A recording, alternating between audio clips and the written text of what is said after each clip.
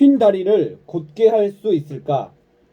알파벳 O자로 휜 다리를 곧게 할 수 있을까? O자형 다리는 내반슬 변형이라고 하며 특히 여성들은 콤플렉스 때문에 짧은 바지나 치마를 입지 못하기도 한다. 자신의 다리가 O자형 다리인지 확인하는 방법은 곧게 섰을 때 두 무릎 사이가 최소 2.5cm 이상 떨어지는지를 확인해 보면 쉽게 알 수 있다. 이처럼 다리 모양이 변형되면 몸의 골격은 연쇄적으로 변형되며 각종 질병의 원인이 되기도 하므로 전문가들은 골격을 교정해야 한다고 말한다. 골격이 변형되면 신경계에 영향을 미쳐 영양물질과 신경물질의 전달을 방해하고 성장기 청소년의 정상적인 성장을 방해하거나 순환장애를 일으키므로 병원에 가서 진단을 받아보고 심각하다면 교정을 받아야 한다. 교정을 통해 O자형 다리를 곧게 하면 등뼈, 골반, 관절 등이 정상적으로 복원되며 지속적으로 보정운동을 하여 뼈와 관절을 강화해야 한다. 침은 하루 동안 얼만큼 분비될까? 우리 몸에는 여러 개의 침샘이 있는데 그중 가장 침샘 새쌍은 이하선, 악하선, 설하선이다. 이하선은 귀 아래에, 악하선은 턱뼈 옆 아래에, 설하선은 혀의 앞쪽 아래에 한 쌍씩 있다. 불 안쪽과 혀 아래쪽에 작은 구멍이 있는데 이것은 큰 침샘의 통로다. 작은 침샘은 입술, 혀, 볼 안쪽, 입천장 등에 있지만 눈에 보이지 않는다. 침의 대부분은 큰 침샘에서 만들어지며 이하선에서는 주로 묽은 성분의 침이, 다른 침샘에서는 점액 성분의 침이 만들어진다. 하루 동안 큰 침샘과 작은 침샘에서 하루에 분비되는 침의 양은 1에서 1.5리터 정도라고 한다. 침은 평상시에도 분당 0.5ml 정도가 계속 분비되지만 외부에서 자극이 강해지면 분당 4ml까지 늘어난다. 4ml까지 늘어난다. 운동을 효과적으로 하는 방법은 무엇일까? 운동은 주 3회 이상 40분에서 1시간 정도 하는 것이 좋다. 유산소 운동을 할 때는 조금 숨이 찰 정도로 한다. 운동 중 어디가 아프다면 운동을 멈추고 잠시 쉰다. 운동을 할 때는 무리하게 하지 말고 충분히 쉬고 난 다음에 따뜻한 물로 목욕을 한다. 운동을 하루라도 쉬면 몸이 찌뿌듯한 사람은 운동 중독증을 의심해 보아야 한다. 운동을 하면서 틈틈이 물을 마셔 주어야 한다. 땀으로 수분이 많이 배출되므로 보충해 주어야 한다. 간이 안 좋은 사람, 고혈압이 있는 사람은 순간적인 힘을 쓰는 무산소 운동을 삼가고 당뇨병 환자는 공복 시에 운동해선 안 된다. 요통 환자는 수영의 평형과 골프를 피한다. 20대는 체력 강화에 초점을 두고 근력을 키우는 운동을 한다. 30대는 체력 관리에 소홀해지거나 쉬운 나이므로 운동을 꾸준히 해야 한다. 그리고 갑자기 조깅을 하거나 무거운 것을 드는 운동은 관절이 다치기 쉬우므로 조심해야 한다. 골다공증에 대비해 조깅과 함께 근력 운동을 해준다. 40대는 골프, 수영, 계단 오르기, 조깅 등의 운동으로 비만을 방지하고 50대, 60대는 관절에 무리를 주지 않는 운동을 하는 것이 좋다. 유산소 운동을 해주고 기온차가 심한 새벽 운동은 피해야 한다. 몸의 노화는 어디부터 시작할까? 나이가 들면 노화를 막을 수 없다. 다리, 허리가 약해지고 두뇌 활동을 약해진다.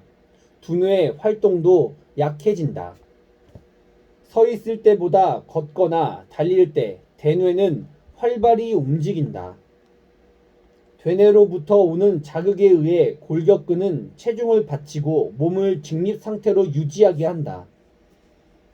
다리는 몸 전체 근육의 70% 정도의 근육이 있는 부위며 다리를 어떻게 움직이느냐에 따라 근육과 심장 혈관계의 기능도 좌우된다고 한다. 그래서 노화는 다리부터 시작된다는 말도 있다. 노화를 막을 수는 없지만 꾸준한 운동을 통해 신체 기관의 기능을 유지해야 노화를 더디게 할 수 있다. 잠을 잘 자지 못할 때 가장 먼저 고쳐야 할 습관은 무엇일까? 우선 저녁 식사를 과하지 않게 먹어야 하며 잠들기 5시간 전에는 음식을 먹지 않는 것이 좋다. 위 속에 음식이 있으면 수면을 방해하기 때문이다. 포도주 한 잔 정도는 수면제 역할을 하지만 지나친 술은 수면장애의 원인이 된다. 술이 취해 빨리 잠드는 것 같지만 도중에 자주 깨어나기 때문에 결과적으로 수면을 방해한다. 상추는 수면을 촉진하는 좋은 식품이다. 쑥갓과 함께 상추쌈을 해먹거나 상추와 쑥갓으로 녹즙을 만들어 먹으면 수면에 도움이 된다. 잠들기 전에 우유를 데워 먹으면 잠이 잘 온다. 우유에 함유되어 있는 칼슘이 불안감을 없애주고 단백질은 몸을 따뜻하게 해주기 때문이다. 양파는 혈액순환을 원활하게 해주기 때문에 수면을 돕는다. 양파를 먹는 것도 좋지만 양파를 채 썰어서 천에 싼 다음 베개 밑에 놓고 자면 잠을 잘 잘 수 있다. 가벼운 운동을 해주는 것도 숙면에 좋다. 운동을 마친 다음 따뜻한 물로 샤워를 하면 혈액순환을 도와 편안하게 잠들 수 있다. 치아를 건강하게 하는 생활 습관에는 무엇이 있을까? 양치질을 자주 하면 충치를 예방할 수 있다는 것은 모두 알고 있는 사실이다. 그러나 치약과 칫솔이 없는 상황에서는 양치를 하기가 어려우므로 차선책으로 물을 입안에 머금고 있다가 마시거나 뱉는 것이 좋다. 음식 찌꺼기와 침이 섞여 치아 표면에 만들어지는 산성 물질을 씻어낸다. 우리가 먹는 채소 속에도 치아를 건강하게 하는 성분이 들어있다.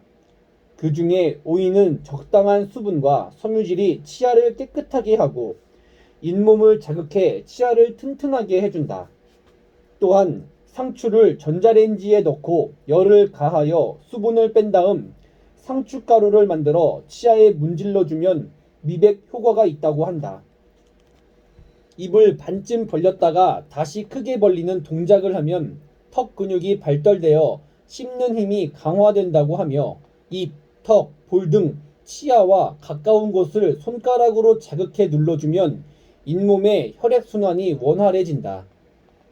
당근, 볶은 콩 등 딱딱하고 섬유질이 많이 들어간 식품을 꼭꼭 씹어 먹으면 잇몸과 턱 근육을 단련시켜 건강한 치아를 만들 수 있다.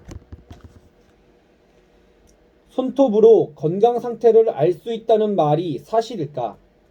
손톱이 노란색을 띠면 결핵, 천식 등 폐질환을 의심해 볼 수 있고 손톱이 빨간색을 띠면 충혈성 심장질환 하얗게 변하면 만성감염, 회색, 파란색, 갈색 등으로 변하면 철의 과다 축적, 반은 정상이고 나머지 반은 하얗다면 신장 이상을 의심해 보아야 한다. 손톱에 하얀색 반점이 생기는 경우는 손톱이 올라올 때 살짝 다친 것이므로 걱정할 필요 없고 가벼운 전염병을 앓으면 손톱에 가로로 갈라진 자국이 생기지만 곧 사라지므로 걱정하지 않아도 된다. 물은 하루 동안 얼만큼 먹어야 몸에 좋을까? 전문가들은 사람이 하루 동안 물을 3잔 이하로 마시면 걸을 때 휘청거리거나 피부가 건조해진다고 한다. 반대로 평소 물을 충분히 섭취하는 사람은 소화도 잘 되고 두통도 예방할 수 있다고 한다. 하루에 8잔 정도의 물을 마시는 것이 좋고 커피, 술 등 탈수를 촉진하는 음료수를 마셨다면 물 한 잔을 더 마셔서 몸 밖으로 빠져나간 수분을 보충해 주어야 한다. 갈증이 났을 때는 이미 우리 몸이 2잔 정도의 물이 부족한 상태이므로 갈증이 나기 전에 충분히 물을 섭취해 주어야 한다. 운동을 했을 때 소모되는 칼로리.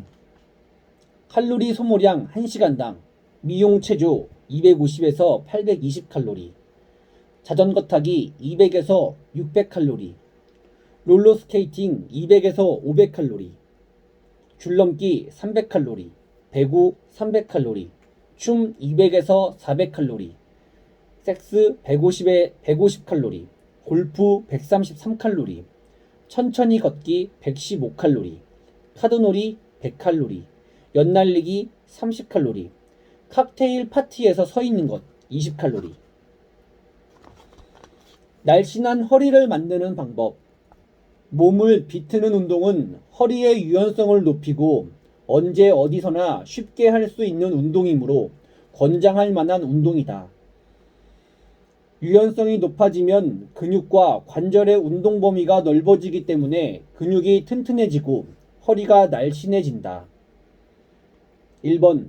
무릎을 세우고 꿇어 앉거나 의자에 앉은 채로 손을 허리에 대고 허리뼈가 움직이지 않도록 받쳐준다. 그리고 허리를 위로 비틀어준다. 양손을 어깨 높이로 쭉 뻗은 채로 약간 힘을 주어 뒤로 비튼다. 양손과 바닥과 수평을 이루도록 하고 한 번 비틀었을 때 2초에서 3초 동안 멈추어 주면 여러 번 반복한다. 오른손으로 왼쪽 허리를, 왼손은 등 뒤로 돌려 오른쪽 허리를 잡은 채로 상체를 비틀어주고 정지한다. 복부는 긴장시키고 손에는 힘을 주지 않는다. 이때 얼굴은 상체를 돌린 방향의 반대쪽으로 돌린다. 입술은 왜 다른 피부와 다르게 유난히 빨간 걸까? 피부 밑에는 혈관이 있는데 입술 피부는 바로 아래 혈관이 집중되어 있다. 모세혈관 속에 있는 혈액이 극단으로 산소와 화합하여 붉게 보이는 것이다. 이것은 빈혈증이 있는 사람 또는 피를 많이 흘린 사람의 입술이 파랗게 보이는 이유이기도 하다. 추운 날에도 입술이 파랗게 되는데 이것은 모세혈관이 외부에 냉기 때문에 수축되어 피가 산소를 잃고 검은색으로 변하기 때문이다. 원하는 부분만 살을 뺄 수 있을까? 다리나 팔에 군살이 많은 경우, 뱃살이 많은 경우 등 특정 부분에만 살이 찌는 사람들이 있다.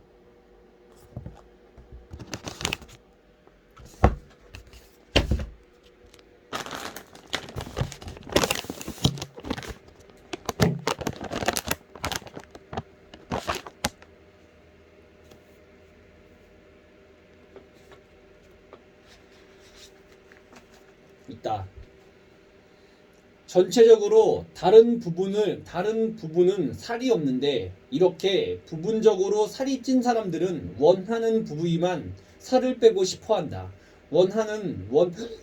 원하는 부위만 살을 빼고 싶어 한다. 보통 남자는 아랫배부터 살이 찌기 시작하고 여자는 허벅지와 엉덩이부터 살이 찌기 시작해 몸통, 팔과 다리, 얼굴 순서로 살이 찐다.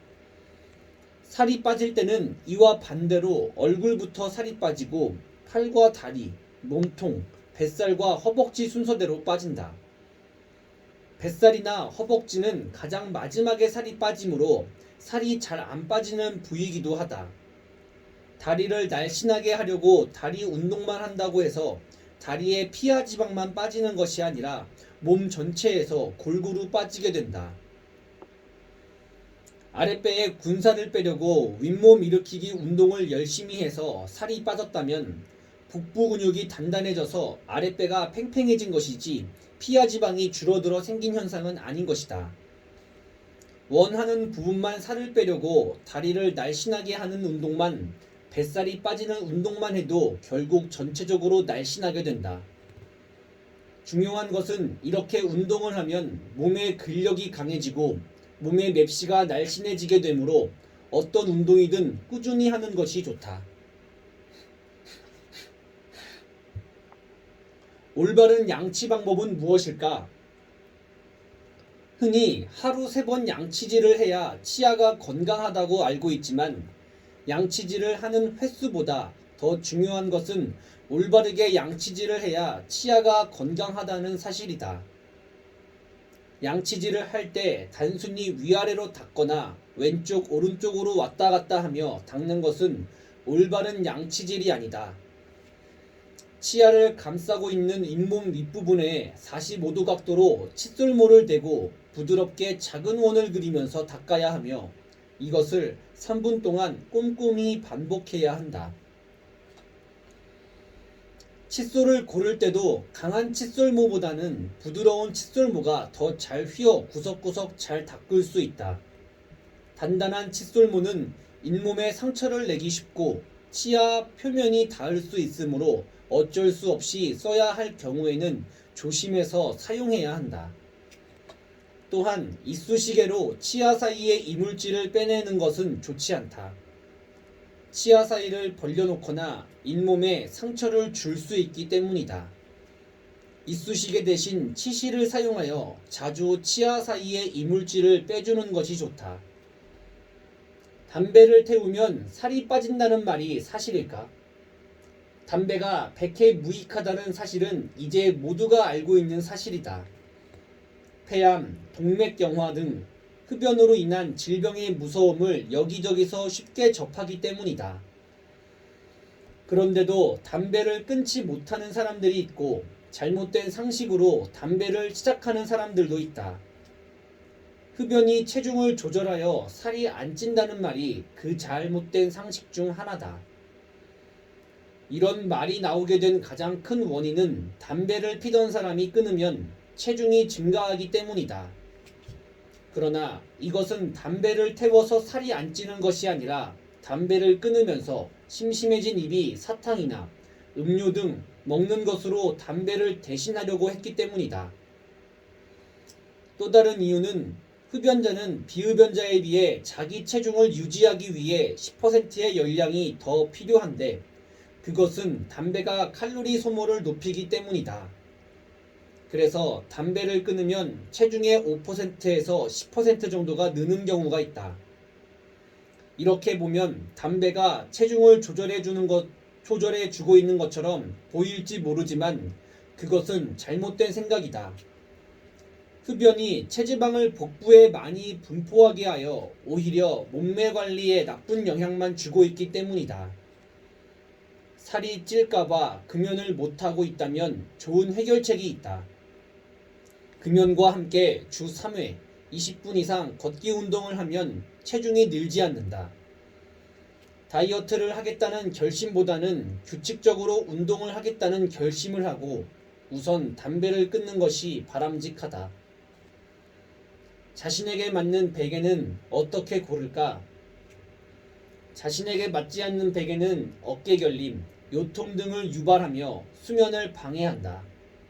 보통 체격의 남성은 4cm에서 5cm, 여성은 3cm에서 4cm 높이의 베개가 알맞고 어깨가 넓거나 살집이 있는 사람은 이보다 1cm 정도 높은 베개를 옆으로 누워서 웅크리고 자는 사람은 이보다 1cm 정도 높은 베개가 좋다. 메밀 베개는 흡습성이 좋아서 머리를 시원하게 해주지만 발습성이 약하다. 그러므로 자주 건조시켜야 한다. 오리털 베개는 부드럽고 흡습성이 좋다. 바람이 잘 드는 그늘에서 건조시키고 난 다음 가볍게 두드려주면 풍성해진다. 명주 솜베개는 감촉이 좋고 먼지가 잘 나지 않는 장점이 있지만 잘 눌리는 단점이 있다. 1, 2년 사용하고 교환해 주는 것이 좋으며 자주 햇볕에 말려주어야 한다. 지친 발은 어떻게 관리할까? 오랫동안 걷거나 서 있는 경우, 굽이 높은 구두를 신었거나 발에 맞지 않는 신발을 신었을 경우 발은 매우 지치고 피곤하다. 발이 지쳤을 때는 맥주병을 밟고 서서 손은 기둥이나 벽을 잡고 제자리 걸음으로 병을 굴리는 것이 도움이 된다. 이렇게 몇 번 반복하고 나면 발의 피로가 풀린다. 또 다른 방법은 따뜻한 물에 소금을 타고 그 안에 발을 담근 채로 마사지를 해주는 것이다. 이 방법 역시 발의 피곤을 풀어줄 수 있다. 귀지는 반드시 제거해야 하는 걸까? 귀지는 외이도에서 분비되는 기름 성분과 피부에서 떨어져 나온 각질이 합쳐져서 생긴다. 귀지를 제거해주지 않으면 청각에 문제가 생길 수 있고 귀병을 앓을 수 있다. 건강한 사람은 저절로 귀지가 떨어져 나가지만 지방 성분의 음식을 자주 먹기 시작하면서 차차 한국 사람의 귀지가 서양 사람들의 귀지처럼 습하고 끈적거리는 것으로 변해가면서 저절로 빠지지 않는 일이 많아지고 있다고 한다. 귀 속에 물이 들어가면 귀지의 부피가 팽창하여 귓구멍을 막아버리는 일이 생길 수 있으므로 주의해야 하며, 귀지에 곰팡이가 번식하면 이진균증으로 가려움과 통증을 일으킬 수 있으니 귀지를 제거할 때는 깨끗한 면봉을 쓰고, 귀지 제거를 잘하지 못하는 사람이라면 이비인후과에 가서 제거해야 한다. 커피를 마시면 피부가 나빠질까? 커피를 마셔서 피부가 거칠어지는 것을 느꼈다면 이것은 커피의 재료가 되는 원두가 오래되었기 때문이다. 오래된 원두에서 생기는 산화물이 피부를 거칠게 하는 것이다. 그러나 신선한 원두로 커피를 끓여 마셨을 때는 혈액순환에 도움이 되기 때문에 피부가 좋아 보인다. 원두가 산화하기 전에 먹어야 좋은 커피를 마실 수 있고 피부가 거칠어지는 것도 방지할 수 있다. 또한 설탕, 크림이 첨가된 인스턴트 커피는 당분과 고지방 성분 때문에 살이 찔 염려가 있지만, 이런 것을 모두 빼고 먹는 블랙커피를 마시면 커피 속의 카페인이 인체의 소화량을 10% 정도 증가시키므로 비만을 방지할 수 있다. 섬유질이 많은 원두로 커피를 만들어 먹으면 속이 더부룩해지므로 신선한 원두를 써야 한다. 뜨거운 커피를 그대로 마시면 위에 점막이 강한 자극을 받게 되고, 장시간 보온한 커피 속에는 소화 흡수가 되지 않는 폴리페놀류가 만들어지므로 대장이 약한 사람에게 부담이 된다. 또한 알코올이 체내에서 분해되어 아세트알데히드로 변하는데 이것 때문에 숙취로 괴롭게 된다. 이때 커피가 도움이 된다. 커피는 아세트알데히드의 분해를 촉진시키고 신장 기능을 원활하게 만들어 체외 배출을 돕기 때문이다.